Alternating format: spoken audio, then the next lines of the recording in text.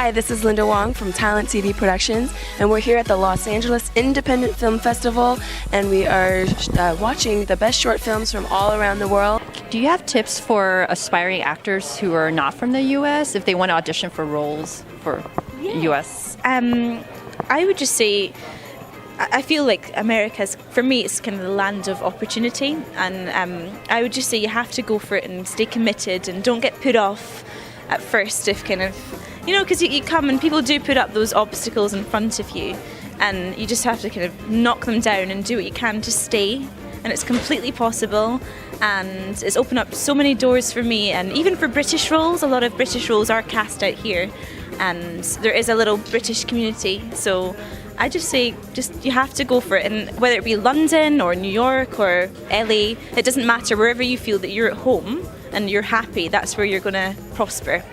That's my advice. My name is Brandon. I'm the writer and director of the film, and this is actually my first short film, and the experience was it was amazing. Getting to work with Haley, my lead actress, John, who is my sound designer. There's a lot of people I would like to talk about, but they're not here. But our film has been nominated for 4 awards, so we're pretty excited.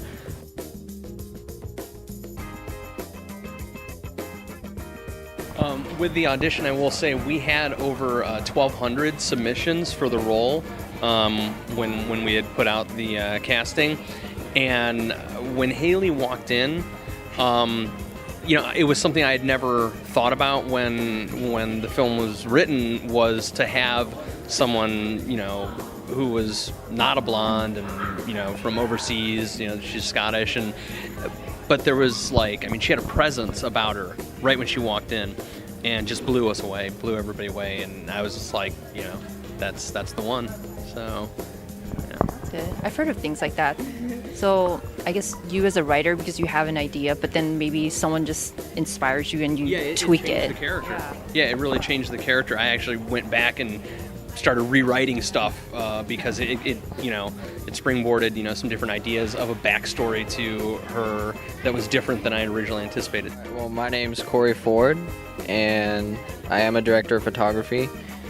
I've been doing this for about 4 years. I started as a grip electric, learning all the equipment and the lighting, and that's one thing you really need to know if you want to become a director of photography is lighting, because that's what makes a good quality film.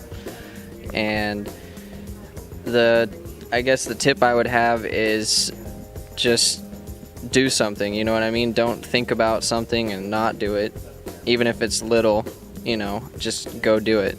Because the more experience you get, it doesn't matter what scale it is, you know, even if it's just you and your friends shooting something, you're learning, and that's the best way you can do it. There's always school. I didn't go to school, so that's the way I learned, is just, you know, learn by my mistakes. And now it's at the point where, you know, filming short films and meeting new people and being in LA, and so everything's pretty good.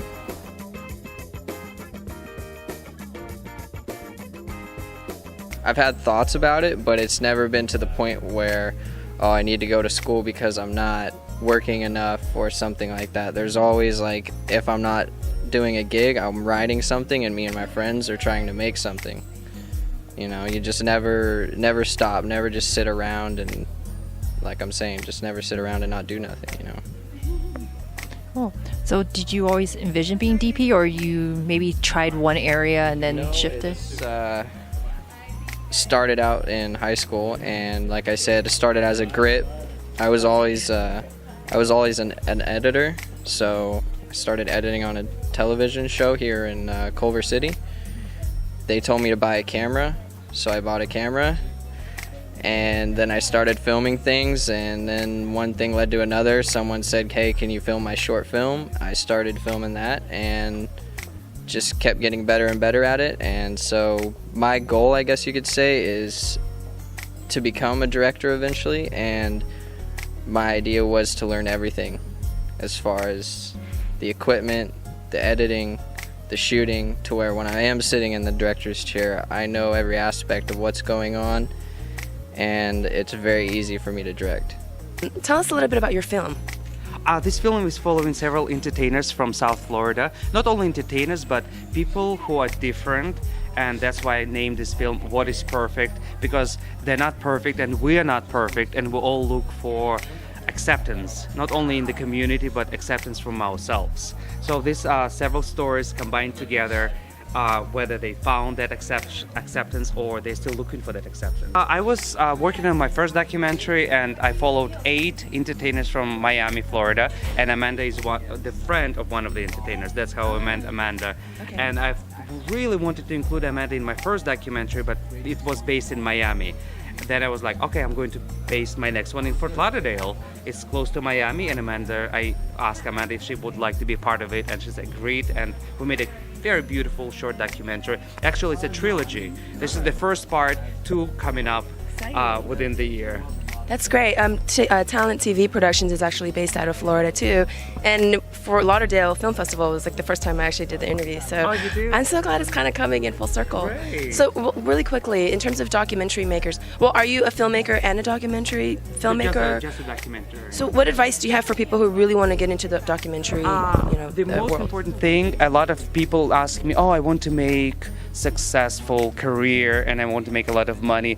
If you're thinking about career and money, it's not the place for you. If this is your passion, if the storytelling is your passion, is coming from your heart, you're in the right place. And just follow your heart and film, because I don't have any education in filmmaking. I educated myself and I'm still learning a lot of things. But this is my passion, and I think that's why I'm winning every single film festival I'm taking my films to. It's the 8th film festival and I won 7 in a row. Where are you originally from again? From Russia, Siberia. Russia, nice. Well, thank you so much for joining us here at the LA Film Festival, Independent Film Festival. I'm looking forward to seeing your film. Good evening. My name is Thespina Patronas, and I produced along with my production team, Breath of Heaven, and it was filmed in Santorini, Greece. And the tips that I have for actors would be to be yourself and to be able to play the role as best as possible, because you never know who you're inspiring, who you're impacting, and who you're making a positive change for people in their lives.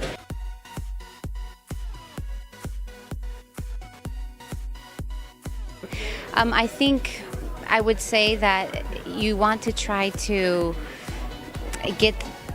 be the window to an inner depth of what you want to see the other people getting out. You want to help them to be able to play their role as passionate as possible. I think with a lot of passions and emotions, you want to be able to capture the things that are off-scene and on-scene too, that a lot of people can't see, because we're as a crowd, when we view with people, we're not able to see things. Everything has to be picture perfect, but sometimes even seeing the raw emotions, and I think is beauty in itself, being a producer and being behind the scenes and being able to capture that. Hi, I'm Fiona Graham. I'm with Luna Park. We shot it in Coney Island last summer with a crew of 1. 1. Yeah, it is possible. Yeah, he wrote it, he directed it, he filmed it, he sounded it, he edited it. And there was 2 of us acting in it. Yeah. So, because it was such a small crew, do you have tips for other people who might want to try to attempt something like that, and maybe they can learn from your experience or mistakes, or what worked well? Yeah, absolutely. I think it's just taking the courage to do it on the fly, finding the right moments, being careful of your surrounding, what's around you, who's around you, and then just jumping in and doing it with grace and kindness for the others around, so it doesn't get complicated. So we found quiet spots, we found the perfect day and the perfect light, and we woke up that morning and went, yeah, this is the day. Get yourself together, let's do it. So I think really for filmmakers, it doesn't have to be a huge budget or getting bogged down in funding before you start. I think if the script is, or if you're happy with the script and you have a camera, then I think you can do it.